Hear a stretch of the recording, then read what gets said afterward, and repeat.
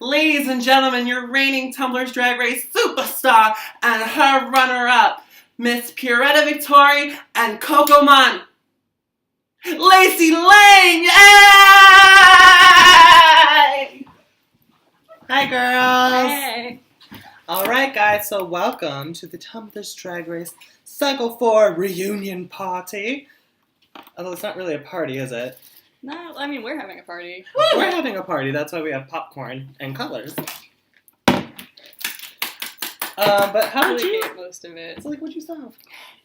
So how about you go ahead and introduce us to what's going on tonight, Miss Reigning Victori? What is going on tonight? It's the reunion. Reunion.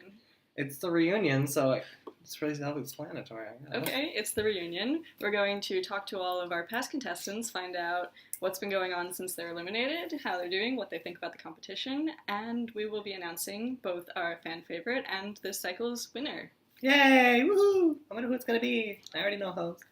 So we will be going in order of who is eliminated, and our first up is Miss Marceline, Photoshop Ecstasy. Being the first one eliminated is always tough. Looking back, is there anything you would have done differently? Hello, hello, hello. My name is Marceline Ecstasy, and welcome to the Tumblr's Drag Race reunion. Now, if there was anything that I would have done differently, it would be to not have worn that ugly canvas draped over my body like I did. Marceline P. Ecstasy. If you would have stayed in the competition, which challenge or challenges do you think you could have slayed? Now, if I had stayed in the competition, I think the things that I would have done best at would have definitely been Circus Week. Just because I am a huge circus fanatic, and there's so many different things that you can do with that a lot of the girls that were on the cycle didn't. I was like, even if you just limit it down to freak show, there's still midgets and half woman, half fly, you know, anything, really. There was so much stuff, and then you just see a lot of people who kind of muck their face up, and I was like, that's not circus, give me more. Marcy, there was a lot of drama and backlash about your time on TDR. Do you think that competing made you feel any different about your drag, or are you still as motivated as before? Now, with the way that things turned out, I wouldn't say that there was a lot of backlash, actually. It was really blown up, but none of the girls who were competing with me had any big troubles.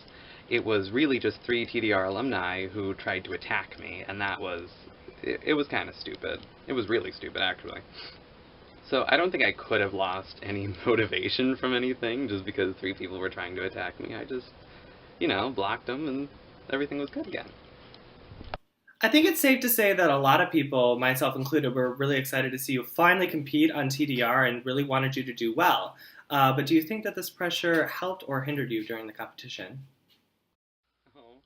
Well, Lacey, I think it's really sweet of you and of all the fans and friends and sisters that I've made to have been so excited for me, despite what I put out there, of my time.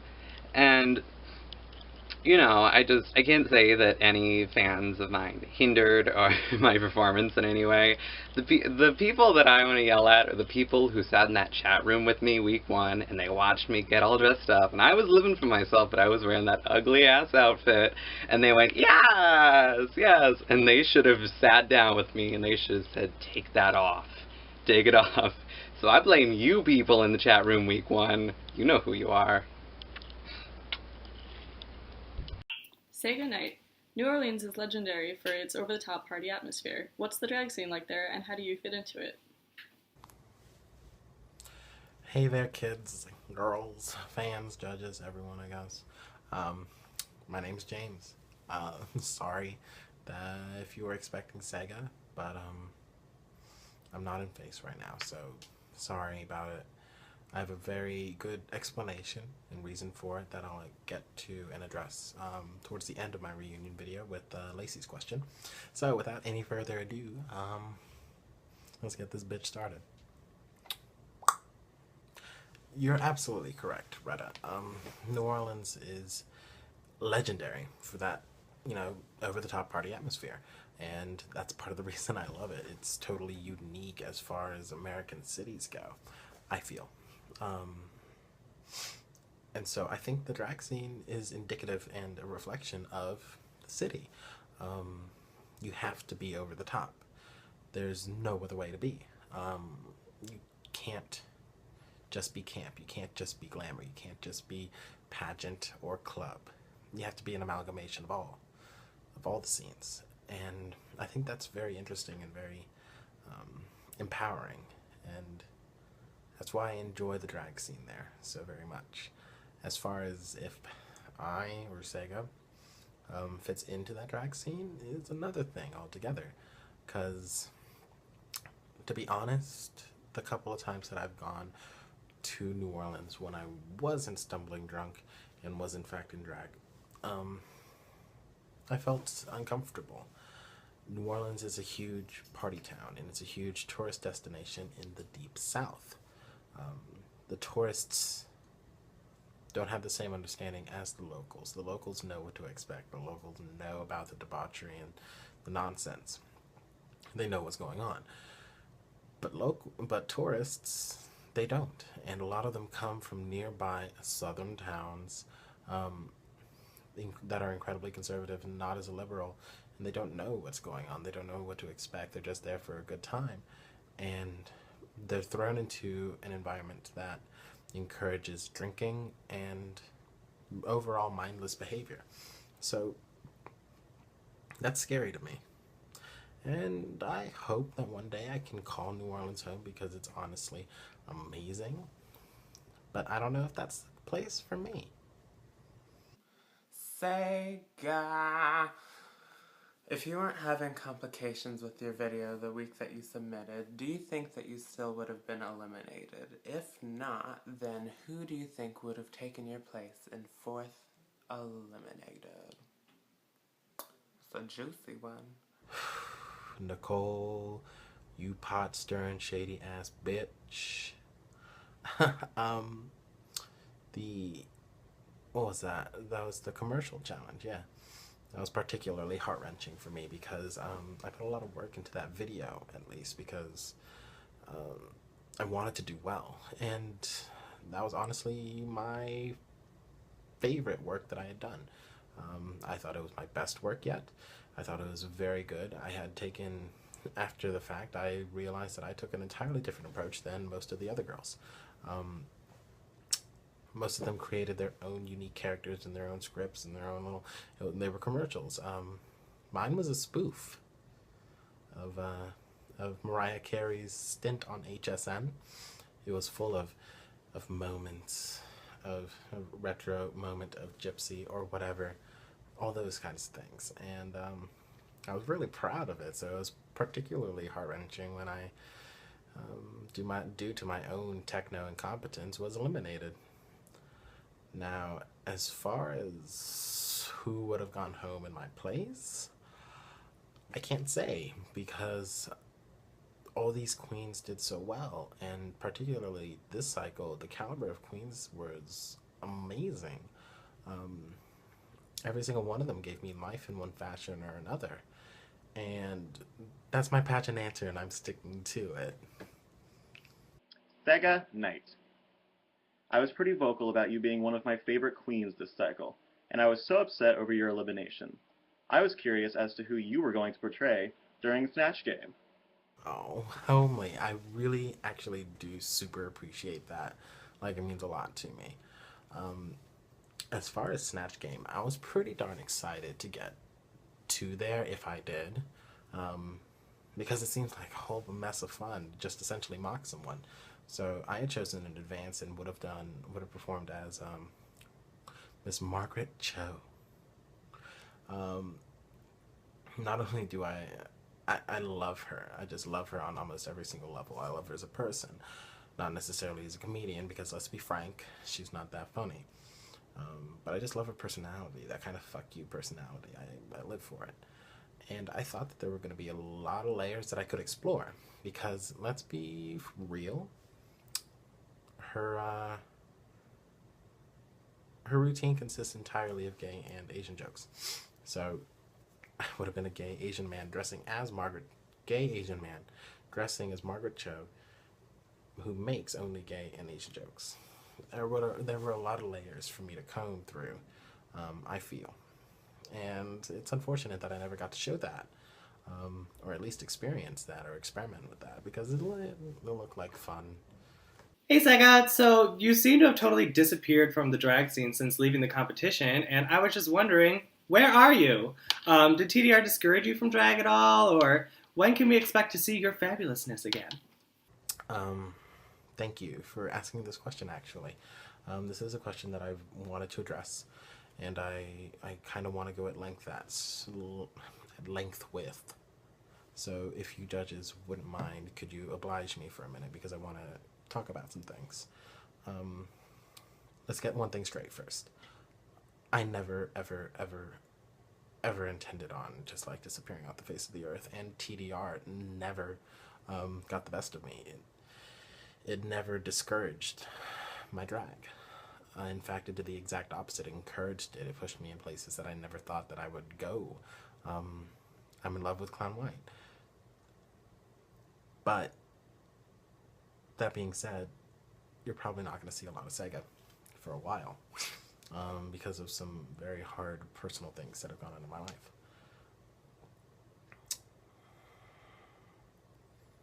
Let me put it like this. I currently live at home. This was following a stint of 2 years at university, at a university, and following a severe car crash that nearly killed me.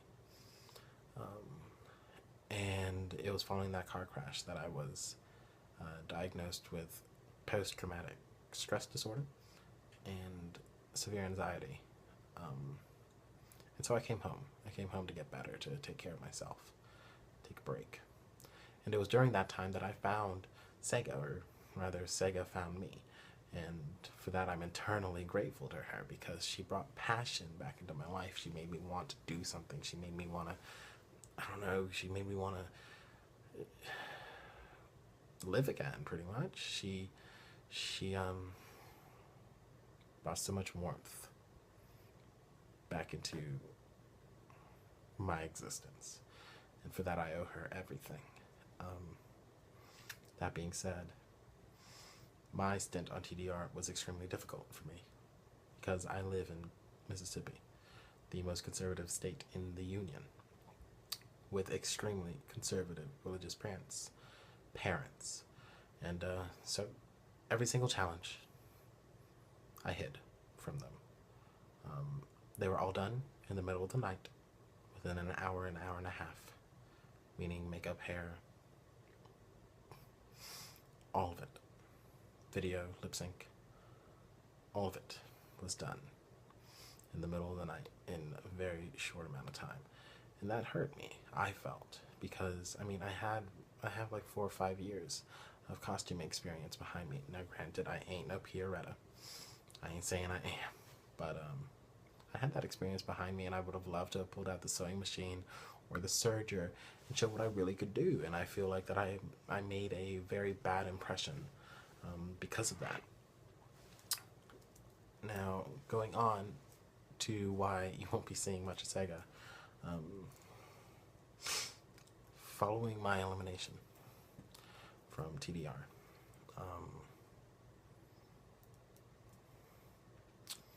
my parents found my drag, found all my shit, and words were exchanged. Pent-up feelings were let out. Some words that shouldn't have been said. Very hurtful things were said. And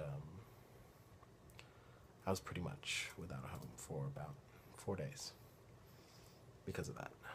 And when I returned, after everything had kind of blown over and the dust had settled, I came back to my room, overturned, and all of my drag gone. All of it. Not one wig, weave, or sequin left. And that hurt. It hurt a lot, because they were attempting to destroy something so very precious to me. And so right now, I'm not focused on Sega. I'm focused on me, on getting me better. I'm moving out. If anyone needs a roommate, I'm moving out and getting to a better place and trying to forgive everyone, me, my parents, because forgiveness is important. I'll get there. Eventually, I'm making progress. But you won't be seeing Sega for a while. And I hadn't shared this with hardly anyone. So I want to thank Bobo Bat, for listening to me and being like, giving me advice and being a shoulder to lean on. And also shout out to Miss Jiggly Caliente, who I contacted through Facebook and told her my situation. And she was super sweet and super amazing. And y'all need to stop talking shit, because I love her. She's the sweetest thing on the planet. And I want to say thank you to my sisters. I feel bad that I hadn't gotten to know several of you. And I would kind of like to fix that. So if you're ever in the area, and if you're ever in the area, come by, see me, especially around Carnival, around Mardi Gras. I'll hook you up. We'll get fucked up. And just, send me a line sometime. But until next time, this is James. Sega. Say goodnight. Saying goodnight. Say goodnight. Say goodnight. Saying goodnight. I can't come up with anything. Bye.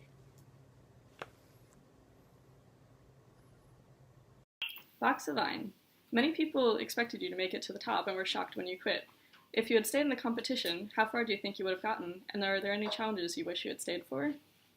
I don't know how far I would have made it. I think I definitely would have made it farther.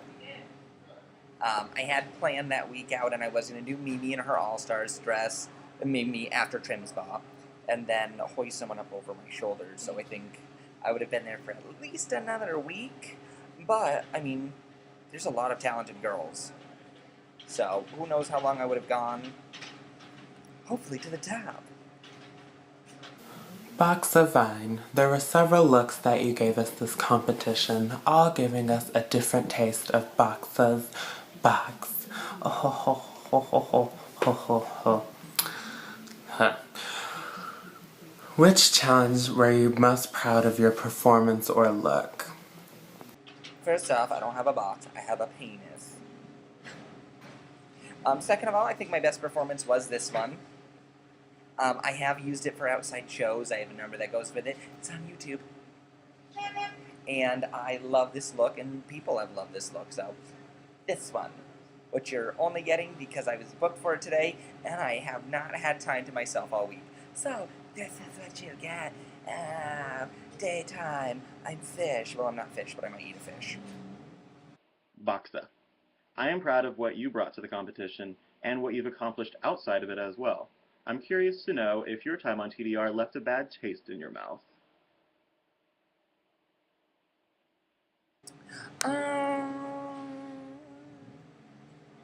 It's not really a bad taste. It's a little sour, but it's not bad. I had to do my own thing. I stood up for what I thought was, right, whatever. It's just I was giving my very little free time to do this because, I had auditioned for the last cycle, and I wanted this bad, and I wanted to do this and prove that I could.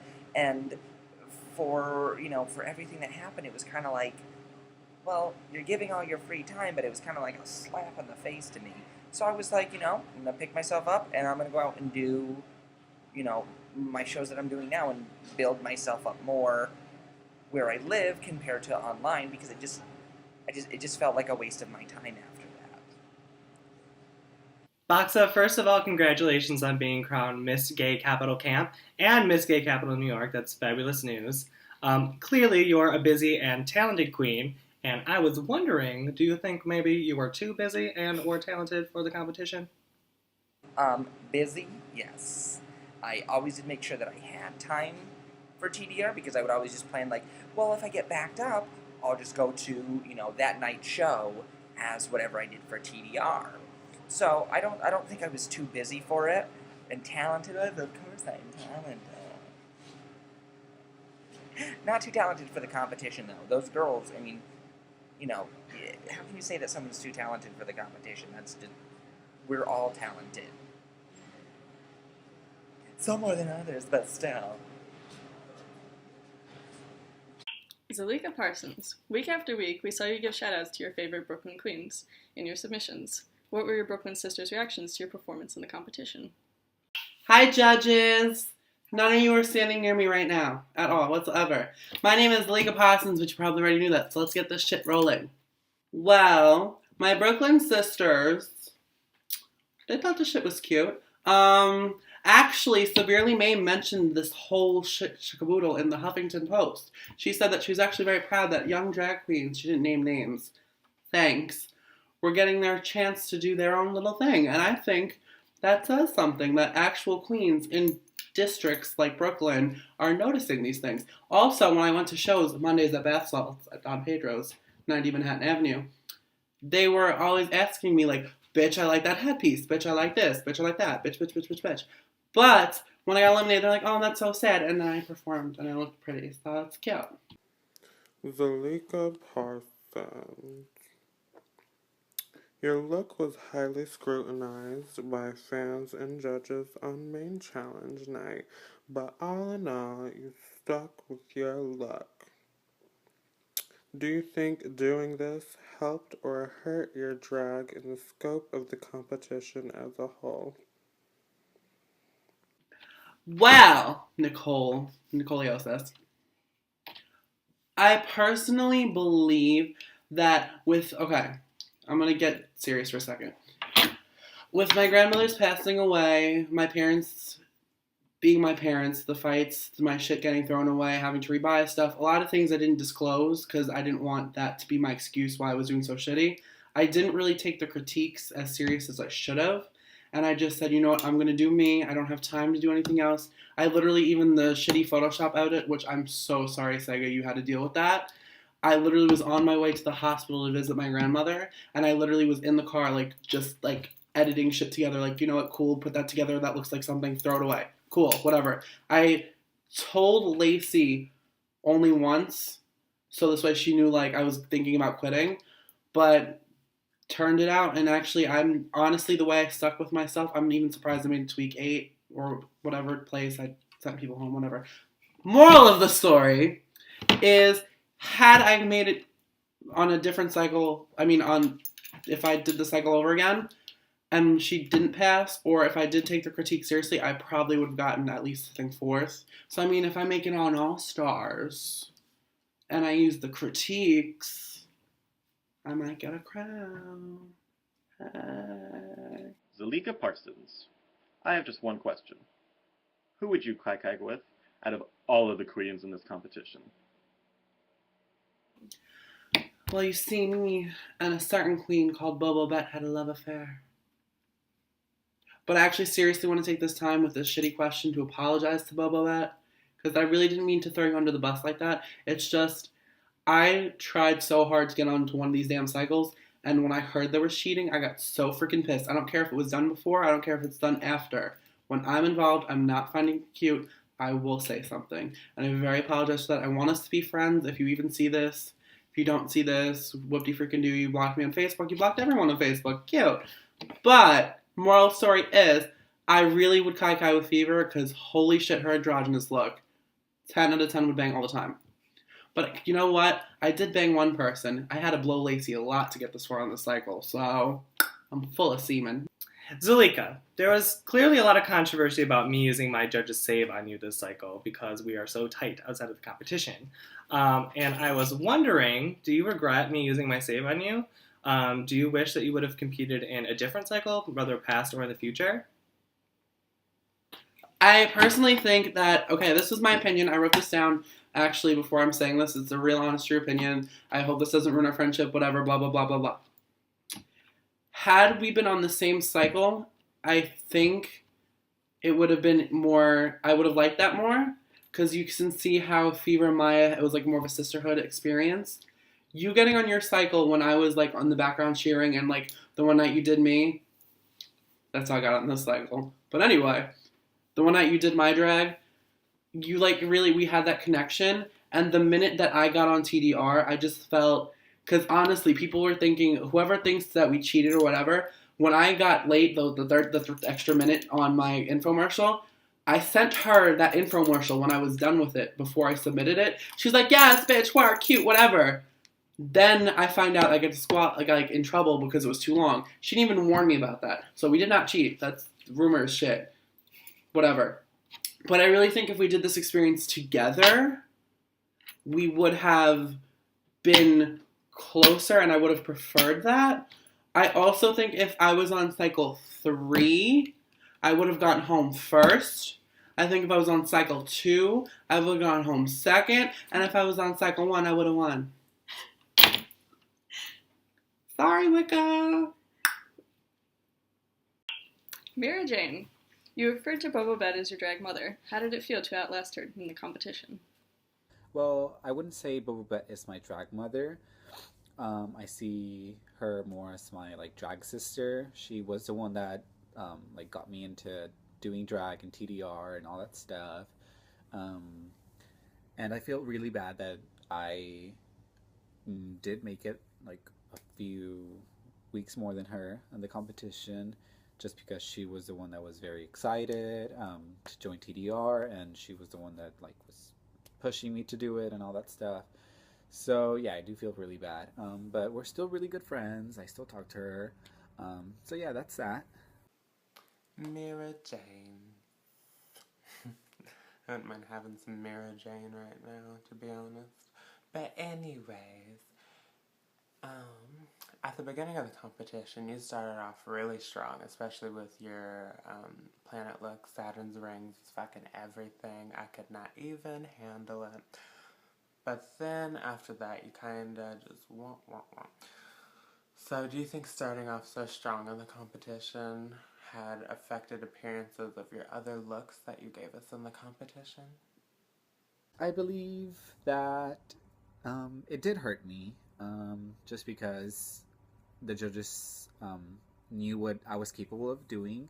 So when I did turn in a crappy ass look, I'm pretty sure it hurt me a lot. But yeah, I wish I would have not been so lazy during those challenges and just do the damn look earlier in the week and not wait till the weekend. But whatever. I enjoy doing all my looks and stuff, so that's that. Mira Jane, could you explain to us why your name change happened after your audition and not before?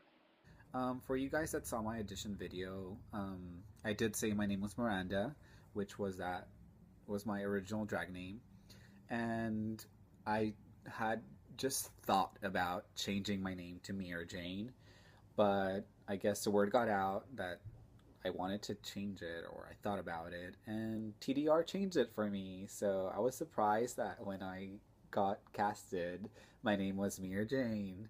I mean, I'm completely fine with that. I love Mira Jane, so that's that. So yeah, that answers your question on why I didn't change it before, because you guys did it for me. Mira, you snatched my heart up really quickly during casting and blew me away in the earlier weeks of the competition. Particularly, it's your chic, sexy, and creative style that really snatches my attention. Where do you pull your inspiration from? Do you pull inspiration from any past TDR or RuPaul's Drag Race queens? First of all, thank you, Lacey. You're so sweet. I love you. And I just pull my inspiration out of my head. I mean, I don't really have a personal style of drag. I love all styles of drag. Just to name a few TDR queens that I really like are Bijou, and of course Liz. I love Liz.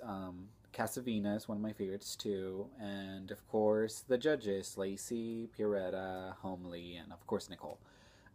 Any drag race queens.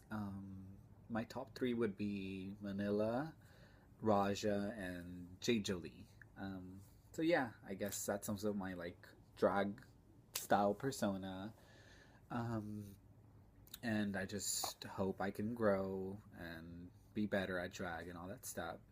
So I just want to thank you guys for having me on TDR and thank all the people that supported me during the competition. I just want to say thank you and I love you guys. So yeah, bye. Evangelical. For being a fairly new queen, it's impressive that you've developed such a distinctive style. Do you feel that having such a strong aesthetic helped or hindered you during the competition? Hi TDR, this is Evangelical and this is my reunion video. First of all, I would like to apologise for the fact it's on a phone, but my video recorder broke last time I tried to film it, so this is the best I can do. Thank you very much for the personal style comment, I appreciate that. I think in the competition having a strong personal aesthetic probably hindered me, only because of my own stubbornness. I like my style and I like to stay in my style, and in the real world I don't tend to venture past my style at all. So when it came to, you know, you guys saying switch it up, or we had to do a week that was like camp specific, I was a bit like, ugh, don't really want to do this, so I didn't try as hard as I could have tried. If I'm honest, in hindsight, I'm not really proud of anything I did from kind of weeks 2 to week 5, week 6. I know I could have done better if I'd really applied myself. Evangelical. You were the only queen this cycle to be international. You know, you're a little cultured, a little exotic, but considering this, do you think that it was hard to communicate with the girls considering it's a fucking online competition? Not only that, but the time zone difference is fucking insane considering where you live. So do you think that was a difficulty? And if it was, how did you surpass it? Yeah, it was really difficult being from the UK.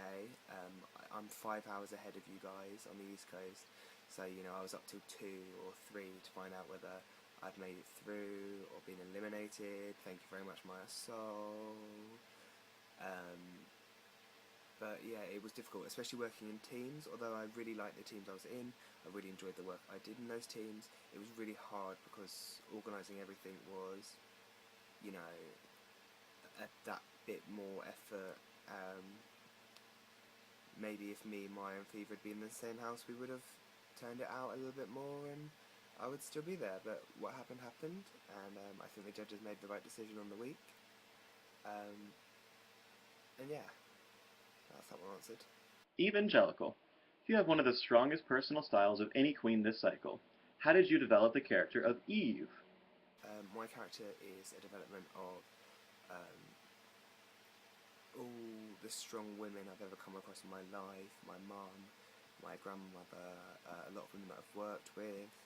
I have all around me always been very strong, very business focused, and that's where the thought of making Eve a businesswoman came from. She's a businesswoman by day and a dominatrix by night. I've always been fascinated by dominatrixes and their kind of power they have over men, which is why she's a bit S&M inspired. I love the 80s businesswomen, they're like the Linda Evangelista style. I like suits, I used to work as a tailor, and all these factors just kind of like rolled into one massive thing, and out popped Eve in her studded shoulders and not full outfits. Eve, I saw so much potential in you really early on, and I got so frustrated when I felt like you weren't taking my critiques to heart. Do you think that you were ever overwhelmed or discouraged by what we were asking of you, and did you think that our critiques were fair? I'd like to say personally to Lacey that I was a really big fan of yours. I am a really big fan of yours, sorry that sounds horrible. I messaged you before the competition saying how much I enjoyed your work on TDR, but I think that you were being a bit of a bitch towards me, to be honest, throughout this competition, and it kind of pissed me off, it kind of upset me a bit. You were judging me from what you'd seen before, like the amount of times you wrote like, I know you can do better from what you did before the competition, and like you didn't judge a single other bitch. None of you did of what they did before the competition. Like I could have rocked up week 1 and just smeared some eyeshadow on my face and called it a day, and then been really improved by week 2 and really improved by week 3. that wasn't how I was going to play the game. I came strong, I bought myself, and I did it. A specific comment you said was that on Ivy Winter's week that you didn't know whether I was trying to read Ivy with the busted 301 wig, but you laughed anyway. And I would like to say, categorically, I do not need you to laugh at me. I did not appreciate that comment. I thought it was really, really bitchy of you. I'm not here to be laughed at, and no one is when they put on this makeup. Unfortunately, we're here to be laughed with. You are not RuPaul. You do not have 30 years experience. 3 months ago you were in the exact same seat as me. Maybe you stuck around a bit longer, but you know, we're the same game. You're not pro, you're not above me, and I'm happy to take your advice, and I'm happy to learn the critiques, and I'm not sitting here going that every week I should have been praised and praised and praised, but there's a way of saying things, and that wasn't the way. That was nasty, really nasty. So sort your shit out. As for the other judges, I felt like I really appreciate some of your comments and your feedback, and I have adapted that into my look and my style, but at the same time again I felt like there was a lot of double standards, like, you know, none of you are professional queens, yet you were judging like you were, and there was quite a bit of hypocritical judging going on. Like, I would never call someone out on something that I can't do myself, and I felt there was a bit of that in this competition. But anyway, doesn't mean I don't respect any of you. I respect what you do as performers. I respect what you do as stylists, characters. I really appreciate my time in TDR, and I thank you for all your time spent giving me critiques, and it was lovely to meet the other girls, and if you're ever in the UK, drop me a line and we can go out and party. Yeah, thanks TDR. Peace. Fever LaRue. After your audition looks and your first few challenges leaned more towards a glamour aesthetic, the judges were shocked when you started suddenly pulling out clowny looks left and right. Was this a side that already existed to Fever, or was it something that developed during the competition? Oh, hi! How's it going? It's Fever. I would say definitely developed during TDR.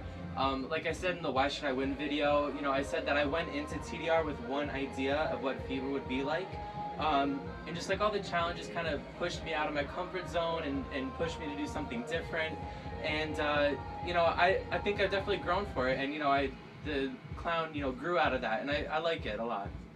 Fever LaRue. Before the competition started, your great drag sisters with Maya Soul. Do you think that this competition strengthened or hurt your friendship? I think that we're just as close as we ever were, if not even closer. You know, coming into this, we wanted to compete with each other, and I never saw myself as like competing against Maya. I always saw it as competing with Maya against all the other girls. You know, we wanted to make it to the top, and we did, and I gotta be honest, I'm kind of shocked you judges didn't put us against each other in one of the lip syncs, but we made it to the top together, and that's, you know, what really was important to us, was just having fun. And like for the haunted house video, you know, it was like we had so much fun, even though the judges didn't like it that much. It was like the most fun we ever had working on it together, and you know, we just loved it and had fun together. Fever? Fever. Of all the queens, your style of makeup is by far the most draggy, and I love that. How long have you been painting your face? Well, I started doing makeup probably like 2 years ago. Like I practiced my makeup a long time before I ever went out in drag. I tried to like save myself the booger stage. It didn't really work. I was still a booger the first time I went out, but it was still fun. But I'd say that like my makeup has definitely changed since I came into TDR. And you know, I guess that's the point of TDR, is to grow. Fever, I was so excited to see that you got yourself a weekly gig during your time in the competition, so congratulations. And why don't you just go ahead and share with us what your show is and what it's all about. And also, were your employers aware of your stellar performance on Tumblr's Drag Race when they decided to get you this gig?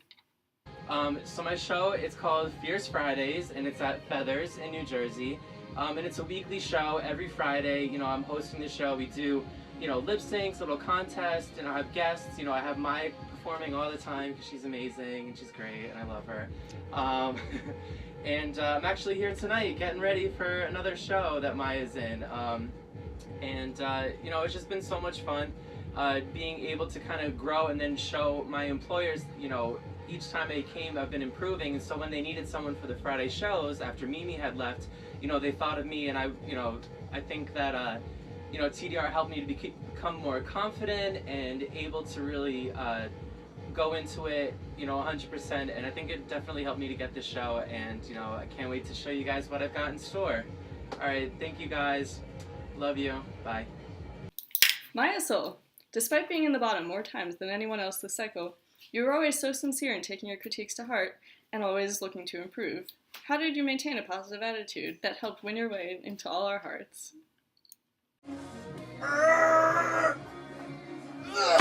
Maya. Oh, sorry. Hi everyone, it's Maya. Sorry, you just caught me in a really intimate moment with myself before a show. Questions are cool, let's do them. Well, you know, Maya Soul is used to being on the bottom daily whenever possible, so it's not a really huge stretch. But no, it was really difficult because I felt like I was like really killing it, but I just had to, I wanted to take the critiques because I clearly needed makeup work, and I wanted to like just be adored and loved by you. So I was just like, okay, they want to see this, I'm gonna try to do it. And eventually it worked out, and now my face looks like this instead of what it looked like before. So, thanks TDR. Maya Soul, from start to finish in this competition, you are just a completely and entirely different queen. Like, I honestly can't believe it. Like, looking at your cast photo to, like, your finale pictures, like, there's really no comparison. But obviously, other than, like, just painting, is there anything else that you think TDR has helped you with? I definitely feel like I just generally across the boards, I think it's made me a better queen. I can like style wigs now, my makeup is a lot better, I'm making garments like it's my job. I wish it was. So it's like, you know, helped across the board. I feel like I've always been like the performer I am now, and in that ways it hasn't really affected me, but I do think that it's helped me learn some new things and make my face a lot prettier. So yeah, I'm a lot more excited to go out now because I feel like I don't have like super funky business going on here, and I can like just strut my stuff like I'm a fierce bitch. Maya, how are you enjoying your new brows? Homely, how did you keep your chin up after being in the bottom so much? I think you are amazing, and we never wanted to discourage you. Well, I appreciate that, because it was tough. Like, most of the time, okay, all the times that I was in the bottom were times where I was like really loving my outfit. Those were the times where I was like, this is an outfit I love, I can reuse it, I can work a gig in this. And those were times that I ended up in the bottom. And then the outfits that I was like maybe like not too crazy about were the ones that like I did really high in or was safe that one time. So it was definitely like really confusing and rough, but I just had to really keep on loving myself and be my #1 fan. And I said this to Fever at times where I was feeling like really down and out, that like, you know, good thing that I love myself more than I hate my critiques right now. So, you know, at least I did that. At least I give myself some self-love other than the type that I do before bed each night. My asshole. You were the only bitch in this competition to send home 1, 2, 3 of your fellow sisters. How did that feel? Were you ever shaken into Louboutins? And did you ever think that we made the wrong decision?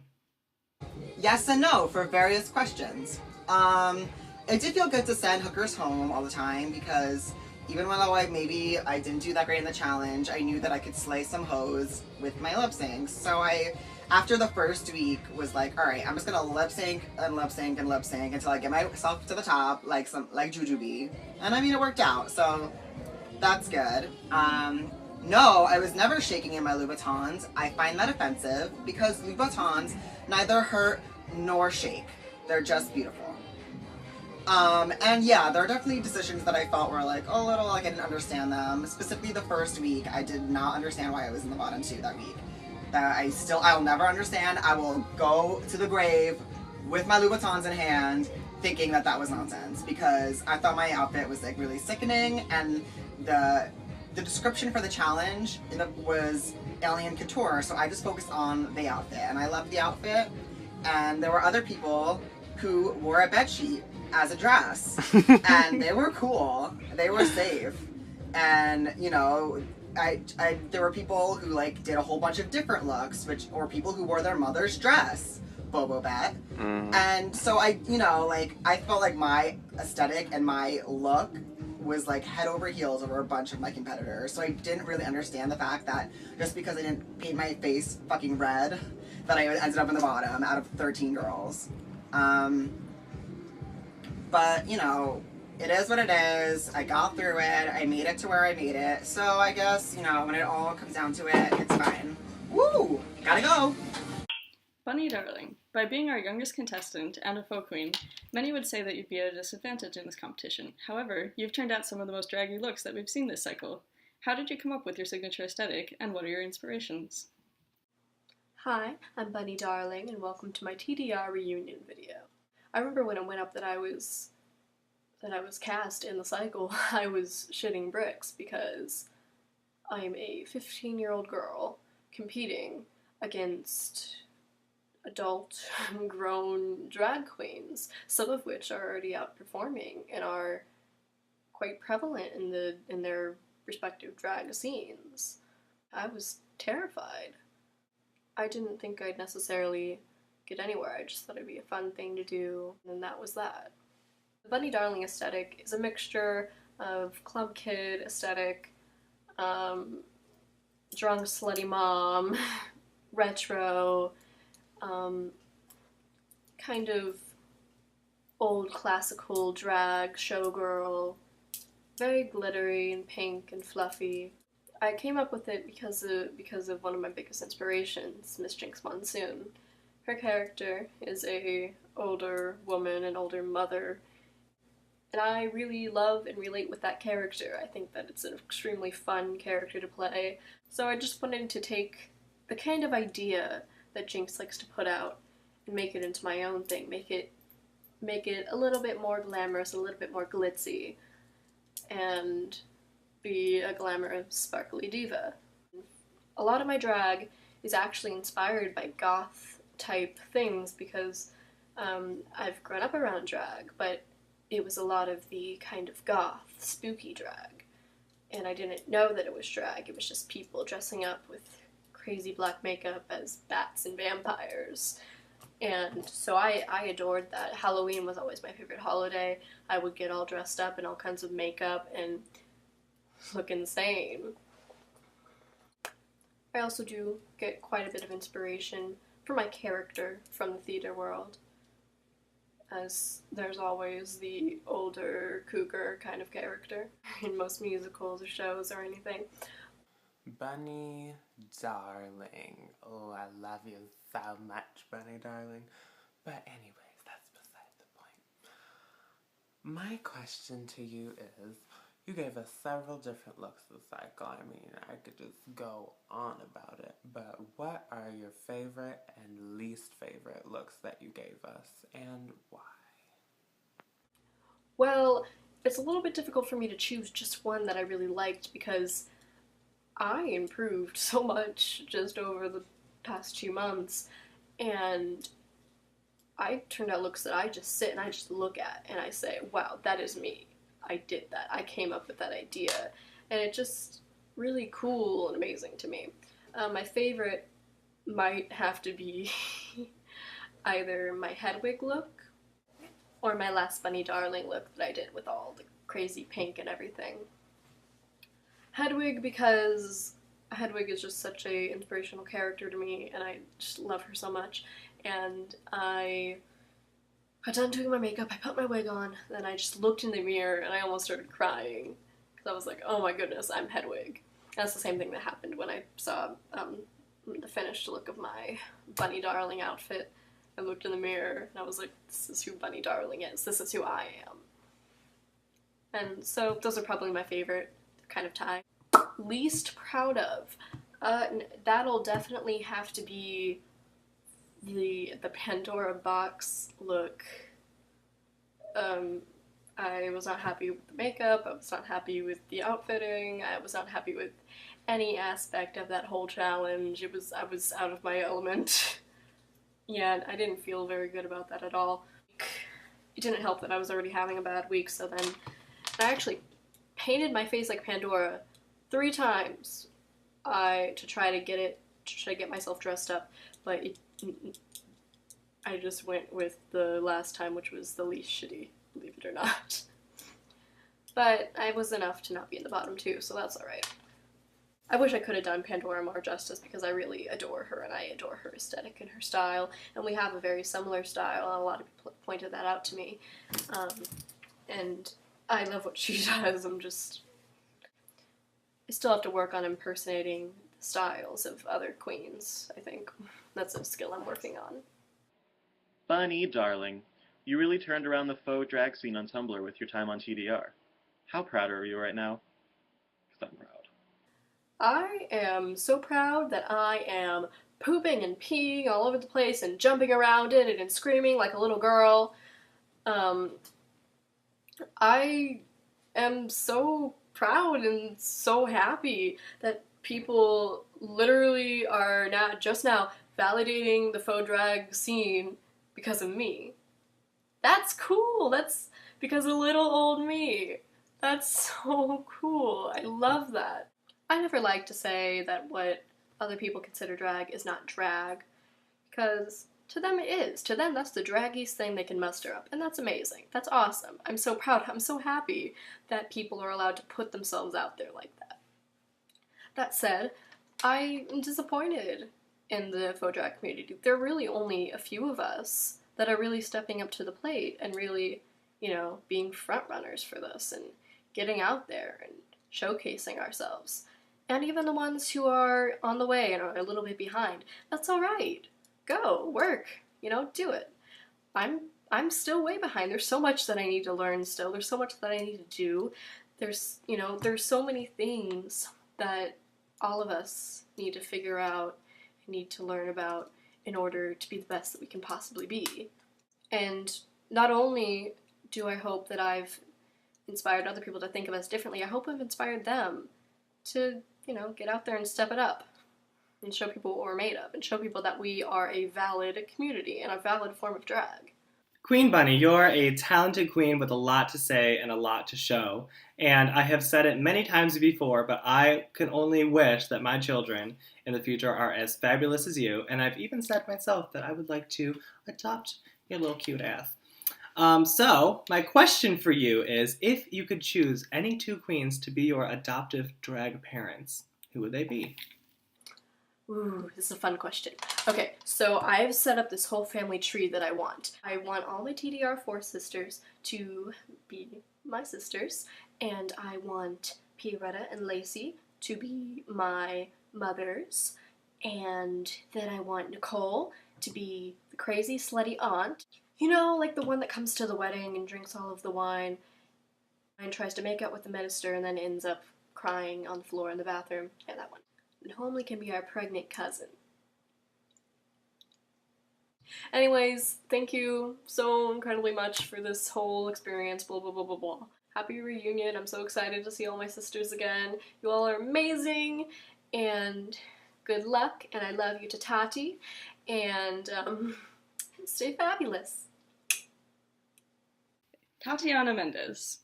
Due to you being a full-time crossdresser in addition to your drag, many fans initially assumed that you were a faux queen. Where do you make the distinction between cross-dressing and drag, and how do the two intersect? Well, this is a very simple question to answer because, honestly, Monica Beverly Hills, I think she was on season 5 of RuPaul's Drag Race. She said it the best of anybody who I've heard say it. Drag is what I do, trans is what I am. Trans is what I am, drag is what I do. There's 2 different things that are going on. It's a form of being transgender, goes under the transgender umbrella and the GLBT community. And basically, when I'm cross-dressing, I'm a girl to everybody. You look at me, you don't see a man dressing like this woman with this ridiculous amount of makeup on that makes him look like a clown. You see a lady who is a girl or a woman, and she's going through everyday life. And that's what being cross-dressed is all about for me. When I'm at work, I'm a woman. And whenever I do drag, I'm a performing drag artist. And that's what they know me as. They don't know me as a drag queen. Guests interact with me, people interact with me as a woman every day. And it's not uncommon for that to be. Now, as far as how the two interact, they don't really interact at all. But I will say this, me being at work as a woman, I'm acting as a lady from the 1930s. And I'm being a bellhop at a hotel from the 1930s. In that aspect, I'm a woman and I'm cross-dressing, but I'm still in a character and I'm putting on a performance. So I guess that's how the two interact, but it isn't drag. Does that make sense? I don't know if that makes sense or not. It's a wonder. It really is what I am. But I try to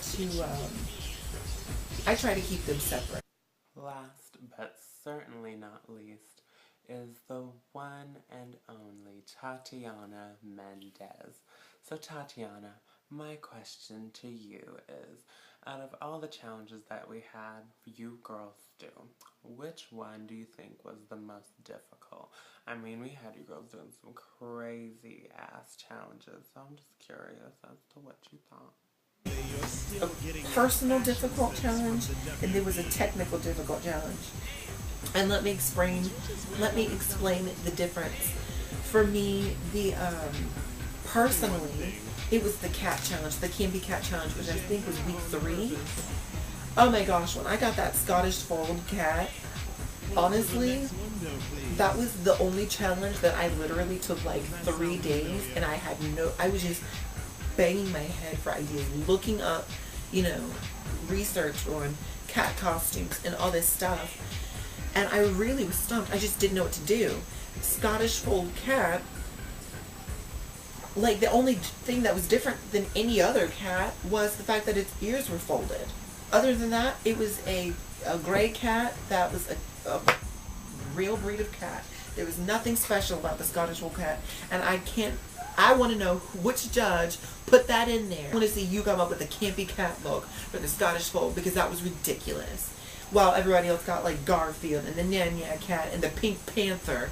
Like really, I mean, the light bulb clicked in the end about doing the Scottish theme, but if it wasn't for that, gosh, I don't know what I would have done. And I want to know what you would have done. As far as technically, definitely the video challenge. The video challenge was like, oh my gosh, there was so much expected of us. We had to get together, we had to make a script, we had to do the costumes, we had to get everything together. I definitely think that was a challenge, the most challenging challenge technically. Belami lives like 20 minutes away from me, so I was like, we're definitely going to get together. But since Bunny also lived in Florida, it was like vital that we have to get together with her so we can one-up them. It had never been done in TDR history, so I know that they were going to do it. We needed to do it, but we needed to one-up them. So it was very important to me to get to Sarasota, and that's like a 2.5-hour drive, so we could film all together. And we managed to do that, so we did have that luxury of not having those awkward clips because we weren't in the same frame, which was really great, and I really feel like that gave us an advantage. Tatiana Mendez. From the very beginning, I think everyone knew you'd make it to the finale, whatever. Could you shed some light on your opinions of the competition and how you made time for it amongst your already busy life?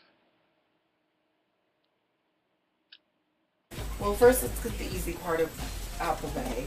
Making time for this competition was really easy, particularly for me. Number one, I'm the type of person where I'm very dedicated to something that I put my mind to. And when I went into this competition, I was treating it as a boot camp for RuPaul's Drag Race. I wanted to know if I was ready for RuPaul's Drag Race, and this is the closest competition pageant thing that I could find that was so similar to it. So I went in there with my guns out, as if I was on the show, as if I was competing to be America's Next Drag Superstar. Now, as far as my opinions of the competition, woo girl, don't get me started. I'll begin with the fact of I was really confused for the first 3 weeks as to why I was never human. I was really frustrated about it, and I was so sick of being creatures.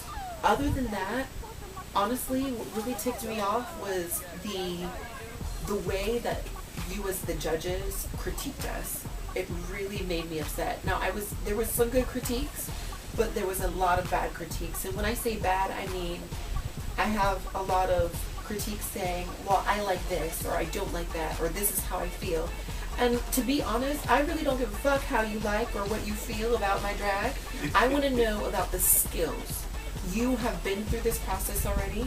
You know what the skills are for a drag queen. So that's what I want to know. I don't want to know if you like my contour or not, because I don't care. Is the contour good? Is the quality of the contour good? A lot of times you guys were wondering why I didn't do such a harsh cheek contour. And the brutal honesty of it is, I don't like lines on my face. Did you ever think about that? I don't like to have a big line on my face, and for this half of my face to look black, and for this half of my face to look white. That just doesn't look good to me. So for that to be a critique, and early on, I realized that you all were fans of the draggy drag, like the super paint, which is not my aesthetic at all. I'll explain myself. Well, for example, if I was a judge, and let's say I was judging Balami, Balami does her paint very different from mine. Do I like her paint for me? No. For her, yes, it works. Now, you have these harsh cheek lines, you have this harsh line on your jaw, and you have this white line on your nose, which makes it look like a small nose contour. Are those things that I like? No. Do I think they look good? Sorry about that, but no. You have a face structure, like, that is already feminine. Like, I don't. I have a big jaw, you know. In a club, in a stage, you don't have to have a lot. You're fortunate enough to, you know, be blessed with the face that's, you know, nice and round. There's no big, which I love my facial structure. I want to be a boy, you know. Drag is just a hobby for me. Not you know, no offense, but just you're fortunate enough to have. Some of us need to have a harsh line in the middle of our nose in order for, you know, a feminine look, you know? Well, I understand that. My point is that for the judges, their personal opinion of what drag is and what it should be got so in the way that it would be like me critiquing you and saying, no, your contour, I don't like your nose contour, and giving you negative points for that and not having you be the winner because, but it's not that. Your nose contour is sickening. Everybody knows that your makeup is sickening. I know that your makeup is sickening. So you do a good nose contour. You have good, you know, your angles are working. It creates a face that is feminine and beautiful. And that's the point that I'm trying to make. And one other thing is favoring Bunny. Bunny Darling has been favored throughout this entire competition, and it pisses me off to this day. It pisses me off. And the reason I say that is, and there's no one in the whole entire planet who disagrees or who can tell me that I should not have won the hair mini challenge where we had to make our hair into a new style. Yeah. And I took that 40-inch. That's this one, right? Yeah. I took that 40-inch long pink wig. I put it into a sickening updo from the 1700s, Marie Antoinette. I put blonde highlights in it. I put a crown in there. And for some reason, she did pin curls on her wig, stuck some feathers in it, and won. There's nobody on the face of it. That is favoritism. There's nothing that you can do or say about it. It pissed me off. And then throughout the competition, I was eyeballing it. I was looking at I read every single comment that you put on every single person's little critiques. And I noticed that Pirouetta especially, you were favoring Bunny. It's like Bunny could do no wrong. Like, honestly, the things like that is what turned me off about the competition. When Yes. I saw that, I keep repeating this to you, it's like, I feel like from the beginning, the judges kind of had their minds already, you know, set that they want Bunny to win. You know, her makeup is not that great. It was, you know, I would understand if, you know, by the end of the competition, she's reached the end, you know, there's a, you know, it looks better, but it looks the same, and, you know, I would have liked to see progress. Then it would, you know, make me feel a little better about it, because from the beginning I didn't really feel too good about having girls in a drag competition. I still kind of feel a little odd about it. So, which by the way, I was very offended at that one comment during the lesbian challenge. They said that my femme lesbian looked too draggy. What? look too draggy? Is this a drag competition, girl? I was so confused. I was like, oh shit, we done entered a real girl pageant and I'm not sickening. There's something wrong with this. I was so upset. But you know what? That's fine. Because guess what? I know my lesbian was the best. I know that you favored Bunny and you put her and she won. Because I know my lesbian was the best. Maybe my drag queen femme girl wasn't so femme because I'm usually the feminine one. Miss Tatiana Mendez, I know that really early on in the competition, all 4 of us judges pegged you as this ball gown goddess very early on. And then in the last 2 weeks, you were given the opportunity to show us what Tatiana was all about, and you gave us 2 completely yet equally fabulous looks. So I'm just wondering, who exactly is Miss Tatiana Mendez? And what would you say is your signature style? Wow. So that's a lot to take in because I seemed like I was angry a lot during this competition. I really wasn't. I had a lot of fun. But you didn't show it like on your... But it made me angry whenever you pointed me out as, whenever I got the critique, I was expecting another ball gown. And it was almost like a negative thing. Like they were like, we were expecting another ball gown. And it wasn't even like it was a positive that you were pleasantly surprised that I didn't deliver something that you expected. First of all, never expect the expected from me, because that pisses me off. Because that's my whole drag aesthetic. Believe it or not, my drag aesthetic isn't to look like a girl.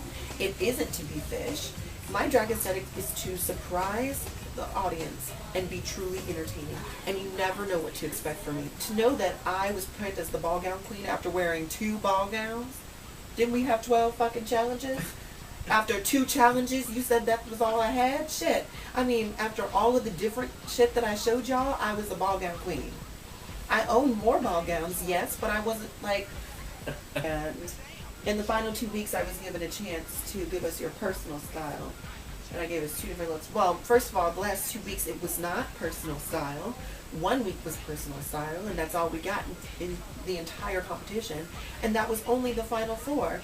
Throughout the entire competition, you were constantly asking us as the judges, or asking the contestants to do something that truly wasn't our style. Am I wrong? Yeah. Like, for the first 4 weeks, I had to be a creature. I couldn't even be a human. I was living for those zombie robot stuff. Like, that's my shit there. Yeah, that's so your I was shit. liking it. Well, how you doing? Well, not until the very final challenge were we able to be given the freedom to do something that we felt was truly us. And I found that really frustrating. And to be honest, I was like, how dare you? How dare you make an assumption of what kind of queen I am, what kind of person I am, when you haven't even taken the time or given me a chance to really get to know me. I don't know what you're talking about the last 2 weeks. I'm thinking the Harry Potter challenge, which definitely wasn't me. Yes, I was excited for a Harry Potter challenge. Hello, Bobaton. And I have many Harry Potter looks. However, I got the booger. Fever really knew what she was doing when she gave me fucking Hufflepuff, because I don't own a scrap of yellow shit. Like, who wears yellow? I don't wear yellow. I got a negative critique on having merchandise from the Wizarding World of Harry Potter. I was told that it was simple and it was uncreative. Who said that? Pirouetta. Who else would say that? Pirouetta, you have been the toughest. You have been the toughest on me from the beginning. It was like nothing, not one challenge did I ever do where I didn't have a negative critique from you. And I don't understand. And you literally said, and I will quote, "This was another look that I had mixed feelings about. On one hand, it's very simple and not particularly creative, since the things you used to indicate your assigned house were official merchandise. But on the other hand, you look stunning, so it's hard to really dislike it. And your only requirement was to embody your assigned house, which you definitely did. And I will take into account that you did get the booger assignment this week and had the hardest house to come up with something glamorous for." That was one sentence. So let's review. You had mixed feelings about it, but you found I was stunning, so you found it hard to dislike it. What the hell? First of all, it was stunning, and I fulfilled the assignment. So what is there to have mixed feelings about? I was going for something different, something that obviously nobody was expecting. Sexy schoolgirl. And yeah, I went and got you still gave the Harry Potter, feel. Thank you. And Yeah, I got the official merchandise. I didn't think there was going to be anything wrong. Was that a negative critique? Was it a negative critique that I had official merchandise? I was an official Hufflepuff? It better not be negative, because that's ridiculous. It's the most ridiculous thing I've ever heard of. Okay? It just really ticked me off that, Pirouetta, you were trying to find something to dislike. And as far as my signature, if I had to pick a signature, I'm in an all-girl burlesque group, so I guess burlesque. I like to wear the skimpy lingerie and do the dances and, you know, strip off a couple pieces. I like that. I do that often. That sexy schoolgirl, which I wish I got to show more of that side of Tatiana, is more of the Tatiana that an audience will see live. And here's Bunny. And she won. And Bunny here's won my this. opinion on this. Where does this read drag? Like, I see a girl with a costume from Harry Potter. No offense, you look nice. Your makeup looks great. This reads a girl, you know, and the glitter, I like the glitter eyebrows. Here's the part where you should be looking at skill. Does she have nails on? No. She didn't have nails. She didn't even have the nerve to polish her nails. Naked nails. Not a scrap of jewelry on.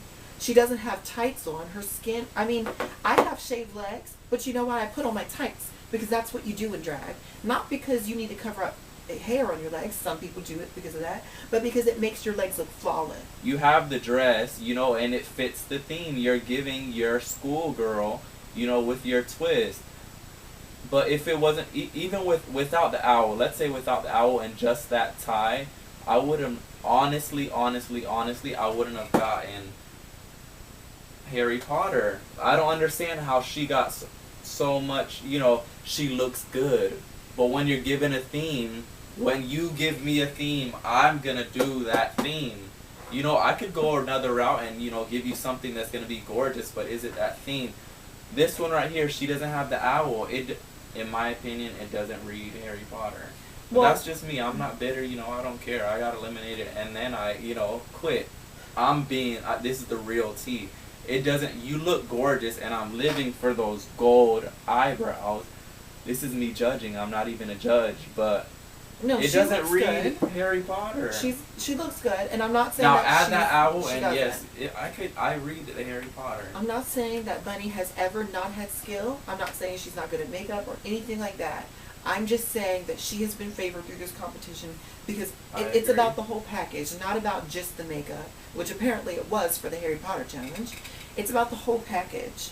And it's about the skill involved. And the simple fact is, she doesn't cinch her waist, she doesn't wear hip pads, she doesn't wear tights, she doesn't wear jewelry, she didn't have her nails done.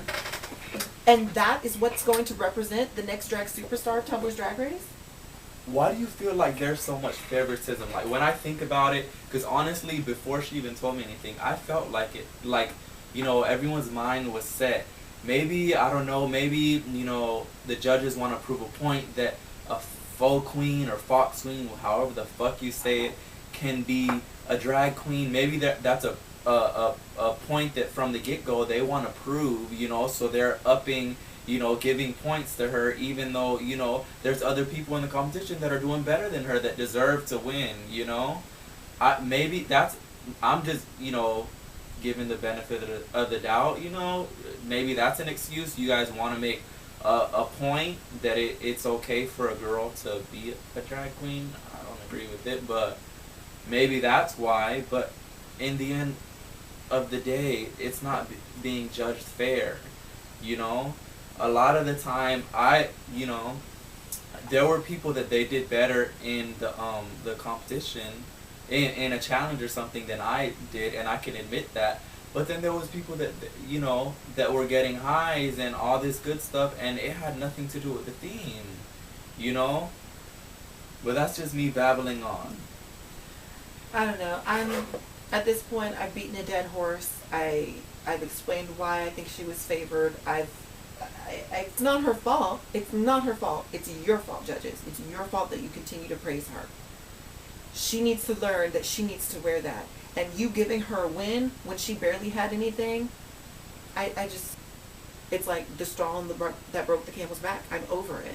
I'm over it. And to be honest, I was over this competition 2 weeks ago when nobody got eliminated for 2 weeks in a row. But I continued on because this is RuPaul's Drag Race boot camp for me. And I decided that, you know what, if I was on RuPaul's Drag Race, I'm not going to go down without a fight, even if the judges favored other people. And that's what I did. And that's the only reason I continued. So really take some time and think about what you guys did. And think about everything that I've said. I'm not doing it to be nasty. I'm not doing it because I'm bitter. I'm not saying any of this because of that. I'm saying it because it's the truth. And that's what I stick by. So you've spoken with other people about this? Yes. So you're not the only. I'm not the only one because you agree with this. So there's other people that see this too. I've spoken with many people. It was to the point there wasn't even fans getting on TDR chat, Tiny Chat anymore. There was nothing to talk about. For the past couple weeks that we had been on there, which was like since the Snatch Game, it was all about Bunny and how Bunny was great and Bunny always won for some odd reason, and we didn't understand why. And we didn't understand why Pirouetta only liked Bunny. It seemed like she's the only one who gave her compliments. Everybody else was just not good enough in her eyes. I don't get what would be their point in wanting to, because it's obvious, it's happening, and if you're not aware of it, open your fucking eyes, because you're favoriting this girl, you know, when a lot of the time she's not submitting stuff that is as you know, as great as quality as other people, you know. You've done great submissions, and I'm like, okay, you're definitely gonna win, but you don't, like, and I don't want to bash this poor girl because she's it's really 12 years old. She's 15, and it's really not about Bunny. Bunny, let me say this to you right now. It's really not about your skill and being lacking of your skill or anything like that, because you're fabulous. You've done a lot of shit that's really amazing, and you've come really far for the short amount of time that you've been doing this. Don't get me wrong, and you've learned a lot from RuPaul's Drag Race, and I can see that. It has nothing to do with you, because you're fabulous. It's about the comparison between you and the other contestants, and how one particular judge, in particular Pirouetta, favored you. And I'm calling it out because it's not fair, it's not right, and I'm not going to stand for it, and I'm not going to be quiet about it. And even if I do win, and I'm Tumblr's next strong superstar, I'm still not going to be quiet about it, because it's not right. Sorry about it. But it has nothing to do with you. You're fabulous, you're great, keep going. And I'm not paying your bills, and I'm not doing anything for you, so you could just say, fuck you, Tatiana, and keep on going. And please do so. She looked up to you. She told me that this competition is not what we expected. It's not what I expected. As the challenges went, and I saw how shitty, honestly, how some people, you know, were makeup-wise, you know, a lot of people, you know, did as shitty as when I put on that fucking orange, you know, blanket, submitted stuff like that, but they were getting highs, and they were getting, oh wow, you thick, yeah. And you know, all that bullshit that you guys do, like, they were doing stuff like that, yet they were doing good. Despite the fact that we have dished so much tea during this reunion, I really have enjoyed my time on TDR. It has meant a lot to me, and I've learned a lot, and You've gained a lot? I've learned a lot. And gained a lot? Oh, yes, and I've gained a lot because I made a really good friend. We're now drag sisters. Yes, you are. And you know what? I hope to continue and still be involved and hopefully make some changes for the better, especially when it comes to judging, because it was overwhelming. All right, ladies, now that we have spoken with all 13 of you, except not really, because some of you hosts didn't submit, but now that we have spoken with all of you who actually care about us still, it is time for us to announce the winners of Tumblr's Drag Race Cycle 4, starting off with the infamous fan favorite vote. So after 48 hours of public polling on the TDR tag on Tumblr, the winner of, I almost said RuPaul's Drag Race, the winner of Tumblr's Drag Race Cycle 4 fan favorite is my asshole. I mean Maya Soul. Good job, babe. You know that I love you so much, and I'm so happy to see that the fans were so reciprocative of you and that they loved you so much, because I know that we both loved watching you compete all cycle, and I hope that the hopefully to be added by Nicole Rainbow Star will just boost your little gay ego, and you can go on your merry way and get out of the picture, because we got to get ready for All Stars in Cycle 5. But love you, girl! The winner of Tumblr's Drag Race, Tumblr's Next Drag Superstar, will receive a sickening supply of cosmetics wherever they decide to buy their own makeup. They will headline a tour of reblogs made by Tumblr users, Recluse's Perfective. They get their photo on the TDR banner in color and a cash prize of absolutely nothing. Aww. Well, gentlemen and 15-year-old girl, start your engines and may the best woman or 15-year-old girl win!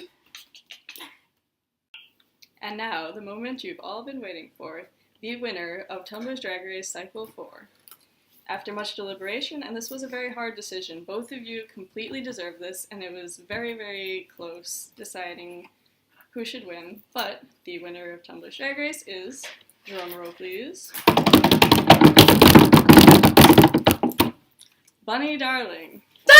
Congratulations! And we look forward to seeing you judge next cycle and blooming into the beautiful queen that we all knew who you would be. What? I'm Tumblr's Next Drag Superstar? Oh my goodness, hang on.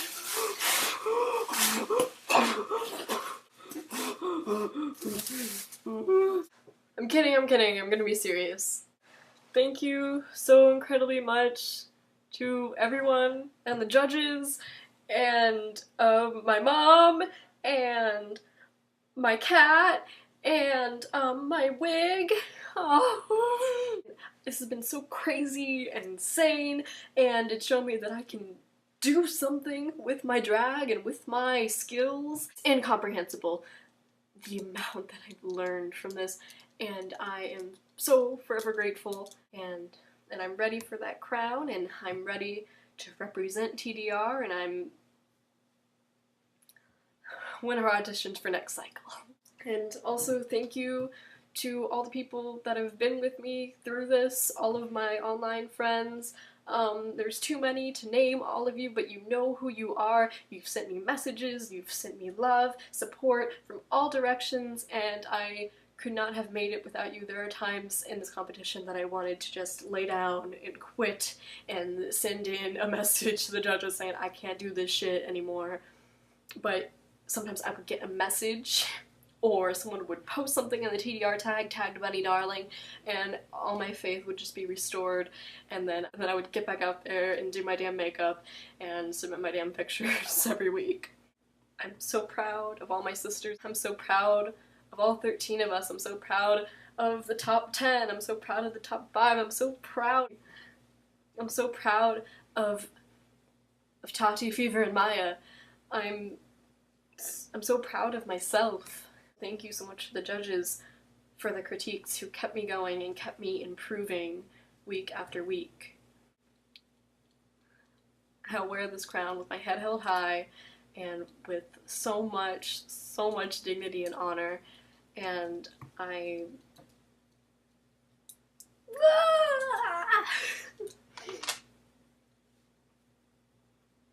Thank you so much. I'm Bunny Darling, and I'm Tumblr's Next Drag Superstar.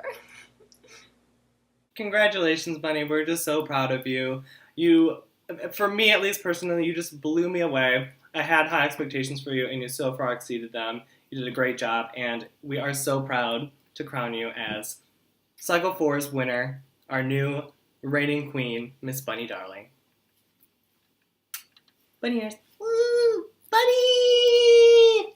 And to our runner-up, Tatiana Mendez, you should feel very proud of what you've done. Please don't take it as an insult that you were the first runner-up. That's a very honorable position, and we've been so impressed by your performance in the competition. Sometimes we thought you were even too good to be here. So keep on doing you. We know this competition or not, you will be successful, and we think you're amazing, and good luck in the future. Yeah, Tati, I know firsthand how much it really stinks to make it so far and place runner-up, but for me personally, it has not been a negative thing because I'm still so active in TDR, and I love how much I learned in the competition, and as a judge and as the runner-up last season, I've loved watching you compete this cycle, and I really hope that you don't take it too hardly because you are a fabulous queen. and you are well deserving of being in our fabulous final 2 for Cycle 4. So congratulations to you and to Bunny. And I guess that is all we have to say for this Cycle 4 reunion party. Yeah, so I guess that we will see you guys. Well, maybe we won't, but Bunny certainly will be seeing you in future cycles of Tumblr's Drag Race. I hope that you've enjoyed our performance as judges, and more importantly, the performance of our girls this cycle. And do you have anything to say as a closing remark for your last reigning moment? Just thank you for this experience. This judging has been tough, but it's been a lot of fun. Thank you to our contestants. You're all amazing. I'm sorry if I was harsh on you. I just wanted you to succeed. Yeah. I hope we can all be friends now. Same. Because I do love all of you, and I think you're great. And I'm excited to take a step back, and we can all just be friends. Spoken like a true queen.